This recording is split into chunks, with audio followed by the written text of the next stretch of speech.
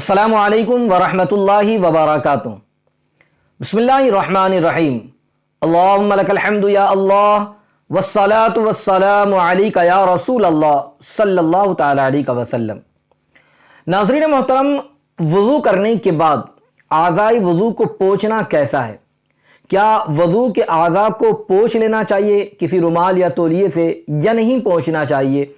آئیے آج انہی دونوں باتوں کو آپ سماعت کریں اور اپنی معلومات میں اضافہ بھی کریں۔ آئیے اس حوالے سے کچھ عرض کروں، اس سے پہلے گزارش کروں گا کہ اگر ابھی تک آپ نے ہمارے چینل کو سبسکرائب نہیں کیا تو آپ ابھی ہمارے چینل کو سبسکرائب کر دیں اور بیل بٹن دبانا نہ بھولیں تاکہ ہماری آنے والی ہر نئی اسلامی اور روحانی ویڈیو کی نوٹیفیکیشن سب سے پہلے آپ تک پہنچے۔ آئی بٹن پر بھی کلک کر دیں تاکہ اس حوالے سے اس سے پہلے جو مسائل بیان کیے گئے ہیں اسے بھی آپ سماعت کریں اور اپنی معلومات میں اضافہ کریں۔ ناظرین محترم، وضو کرتے ہیں اور الحمدللہ ہمیشہ باوضو رہنے کی عادت بھی بنانی چاہیے۔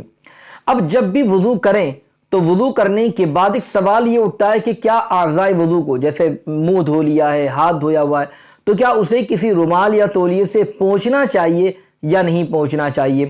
تو دیکھیں، یہی سوال اعلیٰ حضرت عظیم البرکت علی رحمت و رضوان کی بارگاہ میں بھی پوچھا گیا تو سرکار اعلیٰ حضرت عظیم البرکت علی رحمہ اس سوال کے جواب میں تحریر فرماتے ہیں کہ بے ضرورت نہ پوچھیں، عمرہ اور متکبرین کی طرح اس کی عادت نہ ڈالے، اور پوچھے تو بالکل اس طریقے سے کہ اعضائے وضو خشک نہ ہو جائے، یعنی مکمل طور پر سکھا نہ دے بلکہ قدر نمی باقی رہنی چاہیے۔ اس لیے کہ حدیث مبارکہ میں آیا ہے جس کا مفہوم ہے کہ یہ پانی بروز قیامت نیکیوں کے پلڑے میں رکھا جائے گا۔